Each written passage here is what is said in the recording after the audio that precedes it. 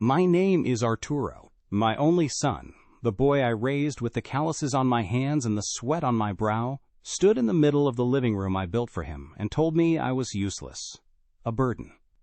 The words didn't just sting. They felt like he had taken a hammer to the very foundation of my life. It's a strange thing to realize the person you would give everything for sees you as nothing more than an obstacle, a piece of old furniture that's in the way. I've lived a long life, seen my share of hardship, but nothing, absolutely nothing, prepares you for that kind of blow from your own blood. What would you do in my place? Listen to my story until the end and tell me, what would you have done? Also, let me know from which city you're listening. I need to know I'm not alone in this. If you want to hear more stories like this one, subscribe to the channel. It all happened on a Tuesday. I remember because the garbage truck had just passed, and the smell of damp earth from the morning rain was still hanging in the air. My son Marcos walked in without knocking, which was strange. He usually called first. His wife, Jessica, wasn't with him, but I could feel her presence in the tense set of his shoulders. He didn't ask how I was or comment on the soccer game on the television. He just stood there, his shadow falling long across the floorboards I laid 50 years ago. "Papa," he said, his voice tight, "we need to talk about selling the house." I looked at him, then at the photograph of my late Elena on the little table by the wall. I shook my head slowly. "Marcos, we've discussed this. This house is all I have left of your mother. It is not for sale." I said it calmly, believing that would be the end of it, as it always had been before. But something was different this time. My calm refusal was like a lit match to gasoline. His face twisted, the polite mask he wore for me cracking into something ugly and unfamiliar. "This house is falling apart, just like you," he yelled, his voice echoing in the small room. The shout was so sudden, so full of venom, that I physically flinched. He took a step closer, his finger jabbing in my direction. "You're useless, old man. All you do is sit in that chair and cost us money. You are a burden, and your memories don't pay the bills." Each word was a stone, and he was throwing them with all his might. Useless. Burden. The words bounced off the walls that had heard his first cries, his first laughs. The silence that followed his outburst was deafening, filled only with the sound of my own heart pounding in my ears, a frantic, panicked drum. I didn't answer him. What could I say? My throat felt like it was full of sand. I just sat there in my old armchair, the one Elena always said was molded perfectly to my shape. And I looked down at my hands. These hands had built this house, fixed his broken toys, held him when he had a fever, and worked double shifts at the construction site to pay for the engineering degree that was supposed to give him a better life. Now they just lay in my lap, looking old and spotted, completely still. He saw my silence, not as shock or pain, but as weakness. He scoffed, a bitter, dismissive sound, turned on his heel, and stormed out. The front door slammed shut with a bang that shook Elena's picture on the wall, leaving me alone with the poison he had sprayed into the air of our home. Alone in the sudden quiet, my eyes went back to Elena's photograph. Her smile, frozen in time, seemed to ask if I was okay. I felt a wave of shame wash over me, so powerful it made me dizzy. I had made a promise to her on her deathbed, right here in this very room. I held her frail hand and I swore to her, "I'll protect this house, Elenita. It will always be our home, a place for our family." That promise was my most sacred treasure. It wasn't about the bricks or the land value. It was about protecting her legacy, the nest we built together. And now my own son, the center of that little world we created, had just demanded I sell it all. He wanted to liquidate my promise to his mother so he could solve his money problems. The betrayal wasn't just in his cruel words. It was in his willingness to desecrate that final holy vow. My life didn't start in this city, with its noise and its hurry. I was born in a small pueblo in Jalisco, a place where the sun baked the dirt roads hard and the days were measured by the church bells. My father, and his father before him were all men who worked the land. They taught me that a man's word was his bond and that sweat was the only honest currency. We didn't have much money, never did, but we had our name and our dignity. When I was a young man, I knew that life wasn't going to be easy. but I believed that if you worked hard and treated people right, God would provide. That's the foundation I built my entire world on, a belief as solid as the stones in the old church wall. It seems so simple now, so naive. I came to the city looking for more than what the fields could offer. I found work on construction sites, carrying bricks, mixing cement. My hands, which were used to the feel of soil, quickly learned the roughness of stone and wood. I was a good worker, fast and careful, and soon the foreman started giving me more responsibility. I became a carpenter, a good one. I loved the smell of freshly cut pine, the satisfaction of seeing a straight wall rise from a crooked patch of dirt. It was hard, punishing labor, but at the end of the day, I could look at what I had built with my own two hands and feel a sense of pride that no amount of money could buy. I was building a future, one brick, one board at a time, though I didn't know whose future it was for yet. Then I met Elena. She worked at a little fonda near one of the construction sites, serving lunch to the workers. She had a smile that could make the sourest man feel warm, and a laugh that sounded like music over the clang of hammers. I was just another dusty worker, but she always had a kind word for me. I started saving a few pesos from my pay each week to eat there, just to see her. It took me a month to get the courage to ask if I could walk her home. She said yes. We walked and talked for hours about our dreams, our families back in our pueblos. She understood me. She saw the man I wanted to be, not just the laborer I was. She was everything I wasn't. Soft, bright, and full of a gentle hope that I desperately needed. We didn't have a fancy courtship. Our dates were walks in the park, sharing a bag of churros, or sitting on a bench in the Zocalo on a Sunday afternoon. We married a year later in a small, simple ceremony at the local parish. Our first home was a tiny, rented room with a curtain for a door. We had a mattress on the floor and 2 crates for a table, but it felt like a palace because we were together. Elena had a way of turning nothing into something beautiful. She would put a wildflower in a glass bottle, and suddenly the room had life. We promised each other that one day we would have a real house, with a garden for her and a workshop for me. A place of our own. A place our children could call home, forever. The years that followed were a blur of work. I took every job I could get, saving every centavo we could spare. I became known in the neighborhood as Arturo el Maestro, the guy who could fix anything, build anything. People trusted my work because I never cut corners. If a job was worth doing, it was worth doing right. My hands got thicker, covered in calluses and small scars, each one a story of a project completed, a promise kept. I built kitchens for families to gather in, roofs to keep them dry, walls to keep them safe. All the while, I was sketching plans on scraps of paper at night for our own house, the one I had promised Elena. It was a dream that kept me going through the longest days and the most exhausting labor. Elena worked too, taking in laundry and sewing for the neighbors. She never complained. Her dream was entwined with mine. She would save the coins in a little clay jar, and every few months we would count them together. It was never much, but it was ours. We were a team. I was the brawn, the builder, and she was the heart, the planner, the one who made our meager earnings stretch in ways that seemed miraculous. People in the neighborhood respected us. We didn't have much, but we had each other, and we had a plan. We were slowly, painstakingly laying the foundation for our future, not just with cement and rebar, but with shared sacrifice and an unbreakable love that felt stronger than any structure I could ever build. Finally, the day came. We had saved enough to buy a small plot of land on the edge of the city. It was nothing special, just a patch of dusty earth, but to us, it was paradise. I spent every weekend, every evening after my regular job, working on our house.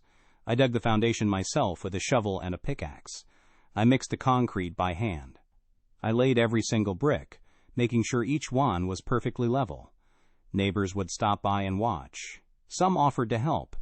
It became a community project, in a way. They saw our struggle and our determination. Elena would bring out lemonade and taquitos for anyone who lent a hand. That house wasn't just built with my sweat, it was built with the goodwill of our barrio. Elena was the one who turned the shell I built into a home. She planted a small garden in the back with tomatoes, chiles, and her beloved roses. The smell of her cooking would fill the house, a constant comforting presence. She painted the walls a cheerful yellow and sewed the curtains for the windows herself. She chose the spot for the photo of our wedding and the little table where we would put the crucifix. This house, the one Marcos now calls a pile of junk, was filled with our laughter, our arguments, our hopes. Every corner holds a memory. The scratch on the floor in the kitchen is from when I tried to move the stove by myself. The small water stain on the ceiling is from the one time I didn't fix a leak fast enough. It's a map of our life together. Then the greatest joy of our lives arrived. Marcos, our only son. From the moment I held him in my arms, a tiny, fragile thing, I knew my life's purpose had shifted. It was no longer just about me and Elena. It was about him. Everything was for him. His first steps were taken on these very floors. His first words echoed off these walls. I remember him as a little boy, following me around the yard as I worked, with his own little plastic hammer, helping me fix things. He was a bright, happy child, and we poured all of our love and energy into him. We wanted him to have all the things we never did: a good education, opportunities, a life without the back-breaking labor that I knew. I remember one Christmas, he must have been about 7. He wanted a bicycle more than anything in the world. A brand new, shiny red bicycle we saw in a department store window. It cost a fortune, more than I made in 2 weeks. But the look in his eyes, I couldn't say no. I took on extra jobs, working late into the night for a month, repairing roofs in the cold. I was bone-tired, but on Christmas morning, when he saw that bicycle next to the tree, his face lit up with a joy so pure it made all the exhaustion disappear. I put him on the seat and ran behind him down the street, holding on until he found his balance.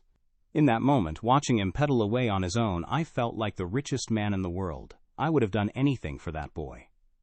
That feeling never left me. When he got older and proved to be smart in school, Elena and I decided he would go to university. An engineer. It sounded like a king's profession to us. But the cost was immense. So I started working double shifts. I'd leave the house before the sun was up and come home long after it had set. My body ached constantly. I drove the same old Ford pickup truck for 30 years, the one my son is now embarrassed by. We patched our clothes, we ate simply, we gave up any small luxury for ourselves. It wasn't a sacrifice. It was an investment in our son's future. We believed we were giving him the tools to build a better life, a life of respect and security. We were so proud of him, the first in our family to get a degree. During those years, my own dream of opening a small furniture workshop, a place where I could create beautiful things instead of just functional ones, faded into the background. There was never enough time, never enough money. Every spare peso went to Marcos's tuition, his books, his apartment near the university.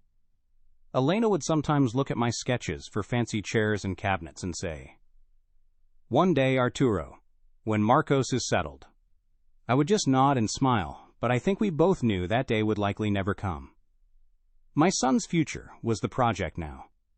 It was the most important thing I would ever build, and I was determined to see it through, no matter the cost to my own body or my own dreams. Then, just as we were looking forward to a quieter life, to maybe seeing grandchildren play in the garden, Elena got sick. It started slowly, a tiredness that never went away, a pain she tried to hide from me. Then came the doctors, the tests, the terrible words that changed everything. The illness was aggressive. It took her from us, piece by piece, over 2 long, agonizing years. All our savings, the money we had put aside for our old age, went to treatments and medicines that only seemed to delay the inevitable. I watched the love of my life, the vibrant, laughing woman I had met at the Fonda, fade into a shadow of herself. It was the most helpless I have ever felt. She spent her last days, here in this house, in our bed. She didn't want to be in a hospital. She wanted to be surrounded by the life we had built. One afternoon, when she was lucid, she grabbed my hand. Her grip was so weak. She looked around the room, at the photograph on the wall, and then back at me. "Promise me, Arturo," she whispered, her voice barely audible. "Promise me you'll protect our home. Don't ever let it go. It's all we have." It's us. I held her hand to my cheek, my tears falling onto her skin, and I swore to her. I promise, Elenita, I'll protect it with my life.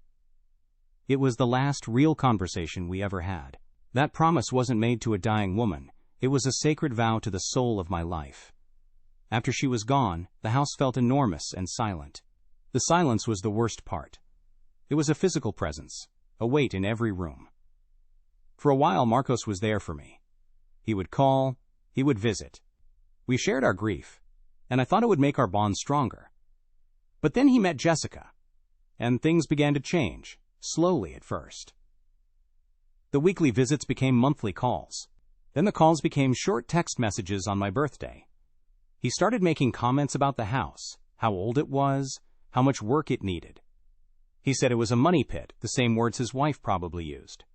He stopped seeing it as his childhood home and started seeing it only as an asset, a problem to be solved. The boy I sacrificed everything for started looking at me with impatience, with annoyance. When he did visit, he would spend the whole time on his phone, answering my questions with one-word answers. He was physically present, but emotionally a million miles away. He stopped asking about my health or how I was managing. He only talked about his own problems, his lack of money, the pressures of his life. I became an afterthought, a piece of old furniture in the corner of his busy world. I saw the love in his eyes replaced by a cold calculation. I just didn't want to believe it. I told myself it was stress, that he was just busy. I never imagined it would lead to him standing in this living room, his face twisted in anger, calling me a useless burden. The change wasn't like a switch being flipped. It was more like a slow leak, a gradual draining of warmth that you don't notice until you're shivering.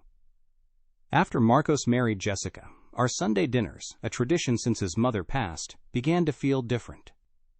Jessica would come, but she sat at Elena's table with the posture of someone visiting a museum. She'd compliment my cooking, the mole I'd spent all morning on, but her eyes would be scanning the room, noting the crack in the plaster, the faded armchair, the slightly worn tablecloth. She was polite, always, but it was the politeness of a stranger, not of a daughter. I could feel her judging the love and the history of this house as if it were just a list of flaws. The first jabs were subtle, wrapped in the guise of concern. Arturo, you should let Marcos hire someone to fix that gate. It doesn't look very secure. Or, have you thought about getting new curtains? These are a bit traditional. It was never, let us help you, but always a suggestion that I was failing to keep up, that my home wasn't good enough for their visits. Marcos, who once would have defended this house with his life, would just stand there, shifting his weight from one foot to the other, looking at the floor.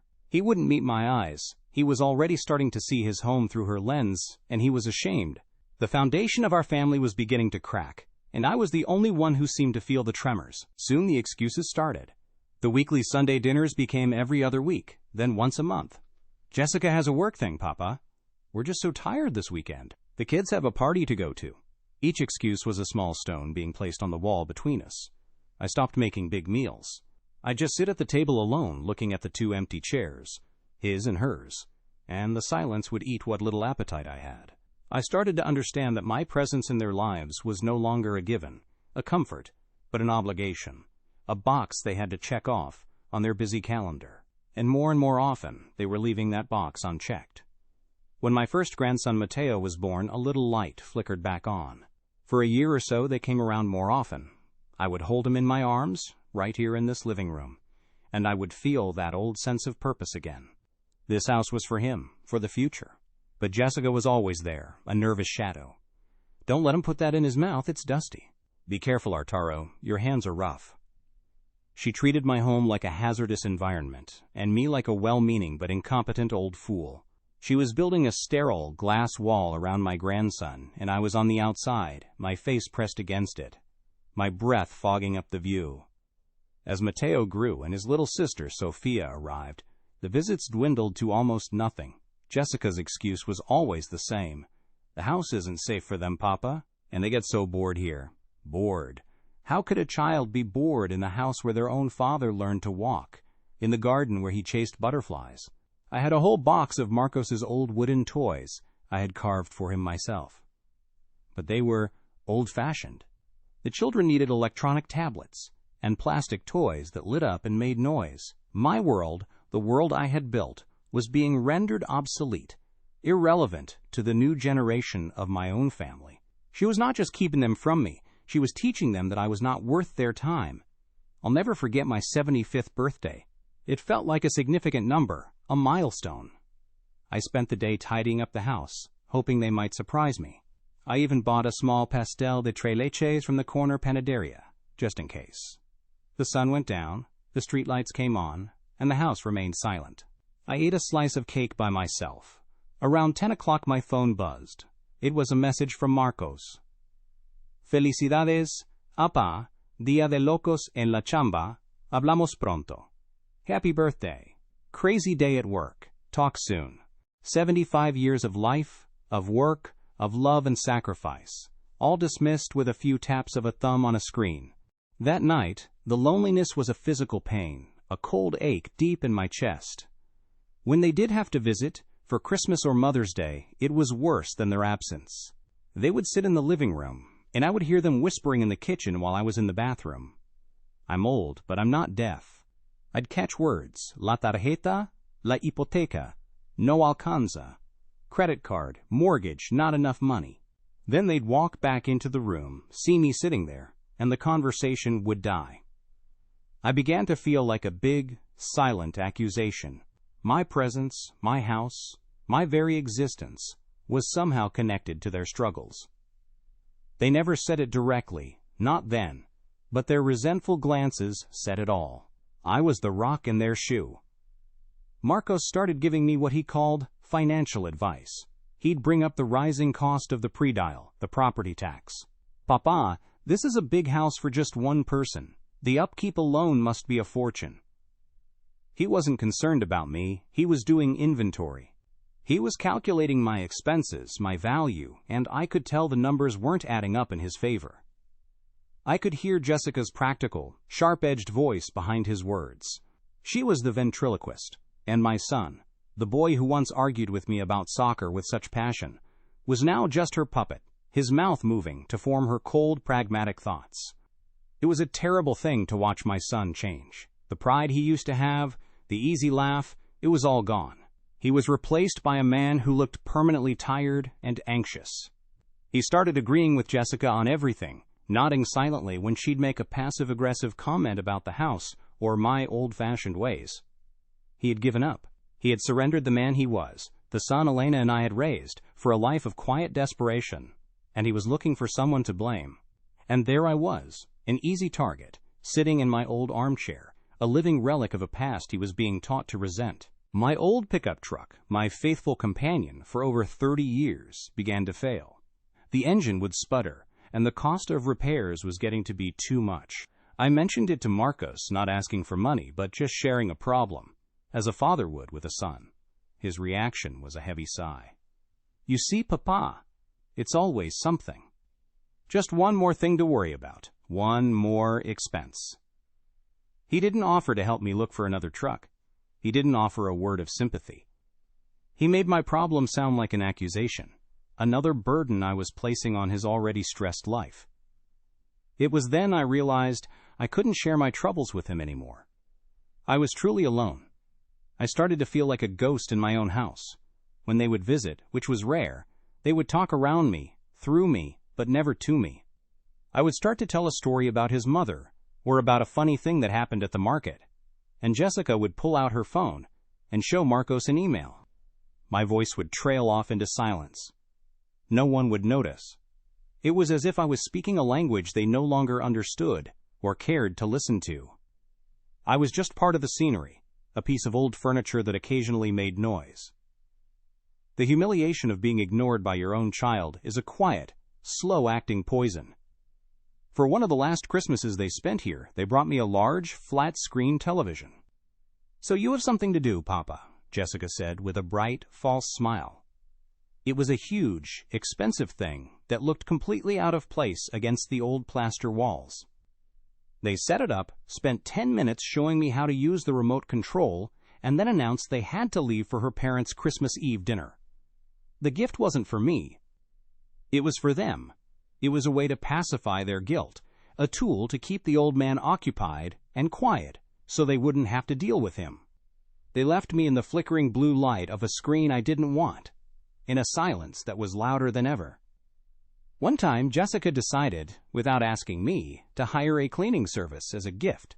2 women I'd never seen before came into my home with buckets and powerful-smelling chemicals. They moved Elena's figurines, they rearranged the pictures, they scrubbed away the familiar scent of the house and replaced it with the sterile odor of bleach. It felt like a violation. They were trying to sanitize my life, to scrub away the history, to erase the gentle ghost of my wife that still lived in every corner. When I tried to gently explain how it made me feel, Jessica looked at me with pure exasperation. I was just trying to help, Arturo. You can't ever just be grateful, can you? The final nail in that coffin was driven by my own granddaughter. The last time they brought the children, little Sophia, who was maybe 5, looked at me with her big, dark eyes and asked, "Abuelo, why is your house so sad?" My heart seized. I knelt down and asked her, "Why do you say that, Mita?" She replied, in that brutally honest way only a child can, "Mommy says it's old and sad, and that's why we don't come here." Jessica was standing in the doorway, and she heard it. She didn't look ashamed. She just looked annoyed that her daughter had said the quiet part out loud. She was teaching my grandchildren to be ashamed of their own roots, to see my love and my life's work as something pathetic. After that, the pretense of politeness fell away. The subtle hints about money became direct questions. Marcos would call, his voice strained. "Papa, Jessica and I are in a really tough spot. The business isn't doing well. Do you have anything put away?" He was asking me for my savings, the little bit I had left after Elena's illness. The money I kept for emergencies, for my own final expenses, so I wouldn't be a burden. The irony was so thick I could have choked on it. He was already treating me like a burden, but now he wanted to take the very means I had to avoid becoming one. The first time he brought up selling the house, he tried to dress it up as a favor to me. "Think about it, Papa. You could move into a nice, modern apartment. No stairs, no yard to worry about. You could relax, and you'd have all that money from the sale to live on."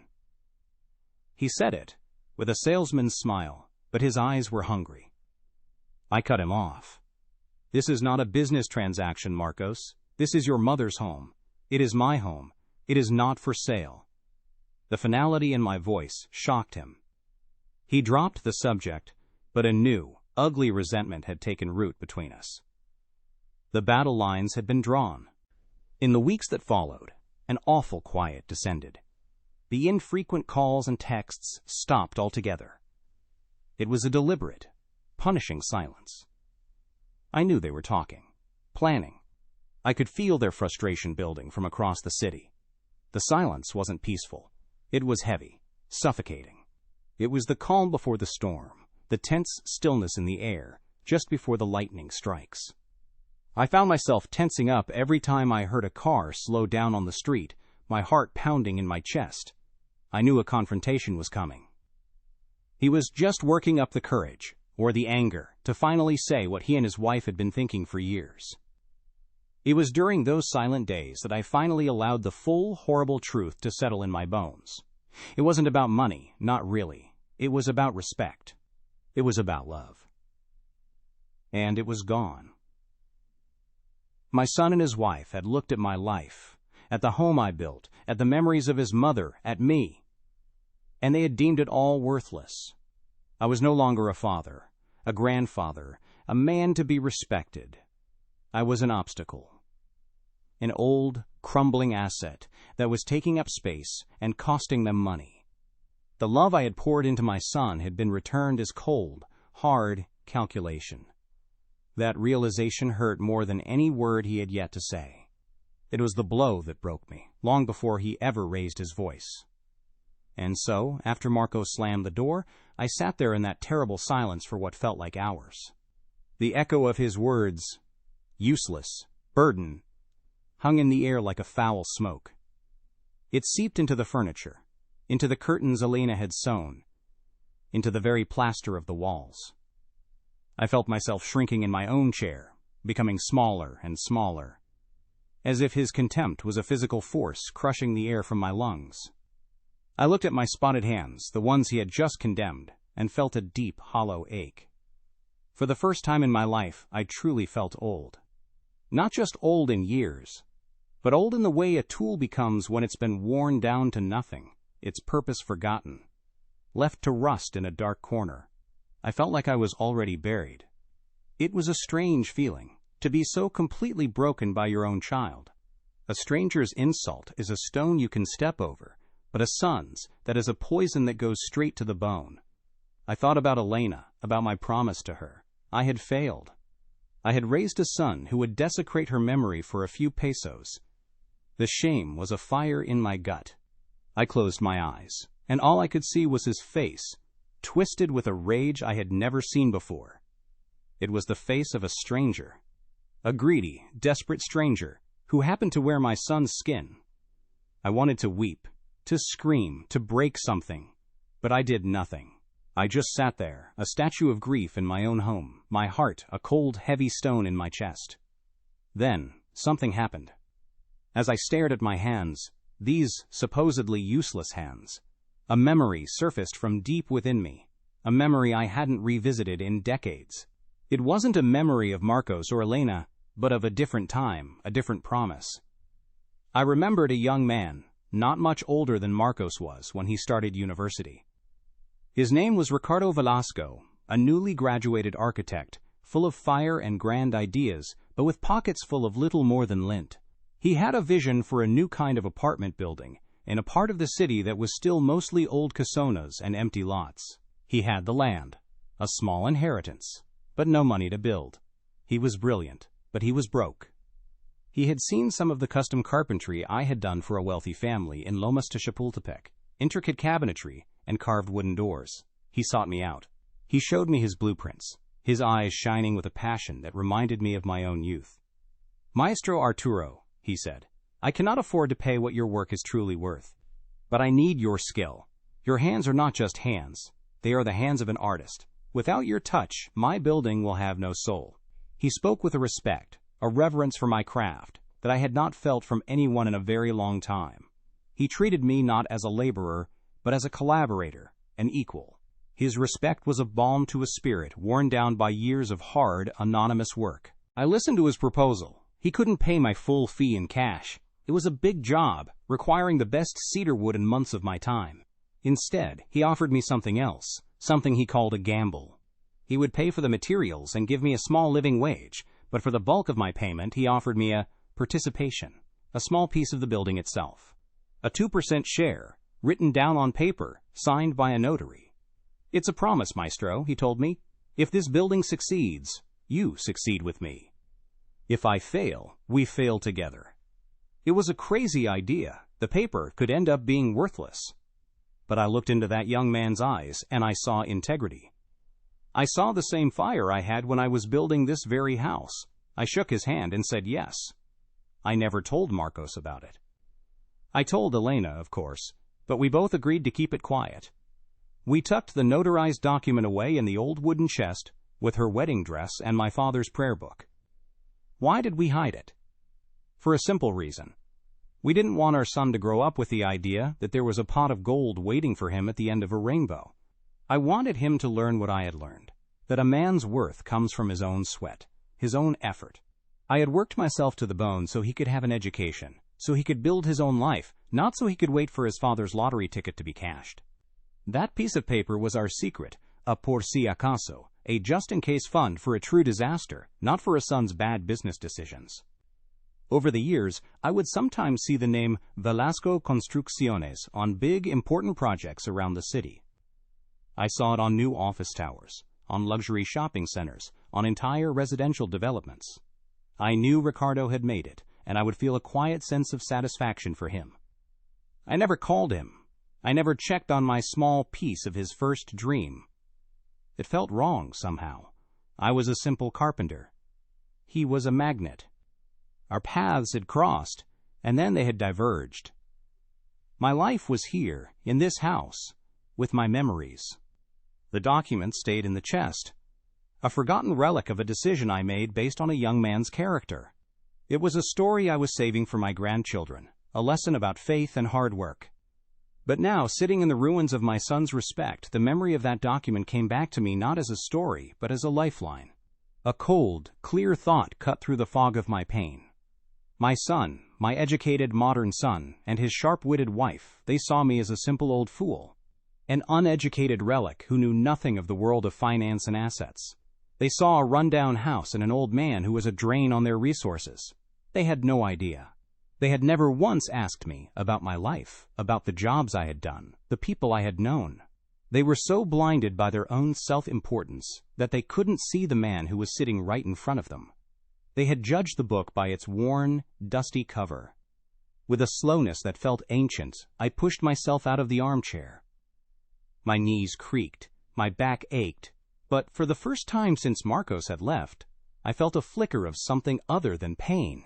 It was a cold, hard resolve. I walked to the bedroom and knelt before the old cedar chest I had built for Elena when we first married. The smell of old wood and lavender filled my nostrils. I lifted the lid and carefully moved aside her yellowed wedding veil. And there it was, at the very bottom, in a sealed envelope, the Acta Constitutiva de Copropiedad, the property co-ownership document. The paper was old, the ink slightly faded, but the notary's seal was still sharp and clear. 2%. I took the document back to the living room and sat down, my hands trembling slightly. I didn't know the exact value of that building now. The neighborhood, once a quiet, forgotten corner of the city, was now one of the most fashionable. It was full of fancy restaurants and glass-fronted boutiques. I used my old, slow computer, the one my grandson Mateo had shown me how to use, and I typed in the address. My heart hammered against my ribs. The building wasn't just apartments anymore. It was a luxury condominium complex. Residential Velasco Roma, the website called it. I found the government property registry, and, after a long search, I found the official valuation. My eyes scanned the numbers, and I had to read them 3 times to believe them. My 2% share, my forgotten lottery ticket. It was valued at just over 92 million pesos. 92 million. The number was so large it seemed unreal. It was more money than my entire neighborhood probably earned in a year. More money than my son, with his engineering degree and his desperate struggles, could ever imagine. I laughed. It wasn't a happy laugh. It was a bitter, hollow sound that filled the silent room. My son had stood here, in this house, and called me a useless burden, demanding I sell my home for maybe 2 or 3 million pesos to solve his problems, while, all along, I was sitting on a fortune that could buy and sell him 100 times over. The irony was so profound, so cruel, it was almost poetic. He saw an old man in a crumbling house. He didn't see the carpenter who had earned the respect of a future tycoon. He saw a financial drain, not the man who had made a wise, patient investment based on character, not greed.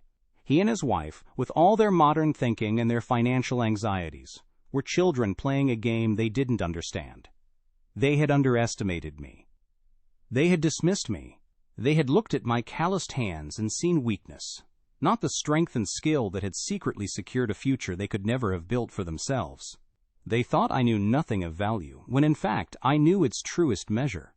A strange calm settled over me. The pain in my heart was still there, a wound that would never fully heal, but it was no longer a crippling agony. It was now a cold, clear fact.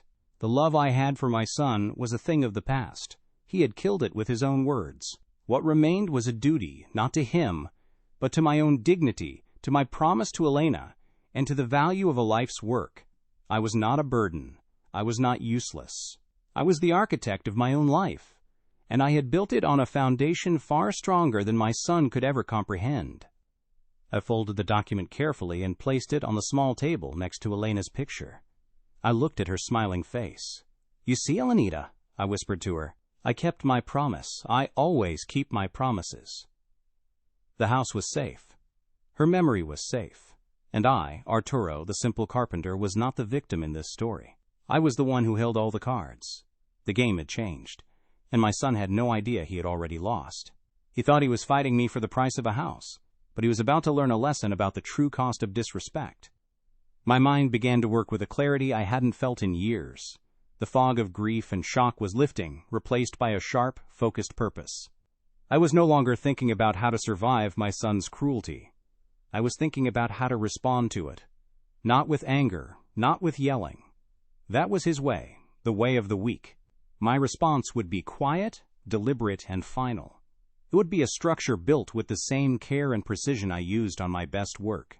It would be a testament not to what he had destroyed, but to what I had built all along, in secret. The feeling was not one of triumph. There is no victory in losing a son. It was a feeling of profound, tragic clarity. I saw the path ahead of me, and it was a lonely one, but it was my own. I would walk it with my head held high. My son wanted to talk about value, about assets, about what things were worth. Very well. I would teach him a final lesson. A lesson in what it means to build a legacy versus what it means to simply inherit one. And it would be a lesson he would never, ever forget. The day after my discovery, I woke up with a strange sense of quiet in my soul. The grief was still there, a dull ache where my son used to be, but the crushing weight of his judgment had lifted. I was no longer a victim waiting for the next blow. I was a man with a choice. I spent the morning in my workshop, running my hands over the smooth grain of a piece of cedar, the scent calming my nerves. Revenge was not what I wanted. Vengeance is a fire that consumes the person who wields it. No, what I wanted was peace. I wanted to ensure that the life Elena and I had built, this house filled with her spirit, would stand for something more than just a real estate transaction.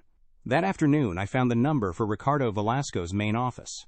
My hand trembled as I dialed. I was just an old carpenter calling a titan of industry. When his personal secretary finally put him on the line, I said, "Ricardo, it's Arturo, the carpenter from your first building." There was a pause, and then his voice, warm and deep, boomed through the phone. "Maestro Arturo! Of course, I remember. How could I ever forget the man whose hands gave my dream its soul? To what do I owe the honor?" The respect in his voice was water on a dying plant. Ricardo insisted on meeting, not at his glass tower downtown, but here, at my house. He arrived the next day, not in a flashy car, but in a simple, elegant sedan, and he came alone. He walked through my front door, and his eyes, the eyes of a builder, took in everything. He touched the doorframe I had carved. He ran his hand along the wall. He looked at Elena's picture on the table. "This is a good house, Arturo," he said, his voice soft. "It has integrity. It has a heart." We sat in the living room, in the very spot where Marcos had torn my world apart, and I told him everything. I didn't tell him about my son's cruelty, just about my desire to create something that would last. Something in Elena's name. I explained my idea, a foundation for young people who wanted to learn a trade, to learn to build with their hands. He listened, nodding slowly, his gaze never leaving mine. When I finished, he simply said, "It is a beautiful legacy, Maestro. My lawyers will set it all up for you. It will be my honor to help you build this." The next week was a blur of activity. I went with Ricardo's lawyer, a kind young woman who treated me with the utmost respect, to the office of a notary public. It was a formal, serious place, but I felt no fear. I felt a profound sense of rightness. I signed the papers establishing the Fundación Elena Garza de la Vega, using my wife's full, beautiful maiden name. Then, I signed the document that transferred my entire 92 million peso share in Residencial Velasco Roma into the Foundation's trust. Finally, the lawyer presented my new will. It was a simple document. It stated clearly that upon my death, this house, my home, would be donated to the Foundation to serve as its headquarters and as a small museum dedicated to traditional Mexican craftsmanship. Every remaining asset I owned would go to the endowment.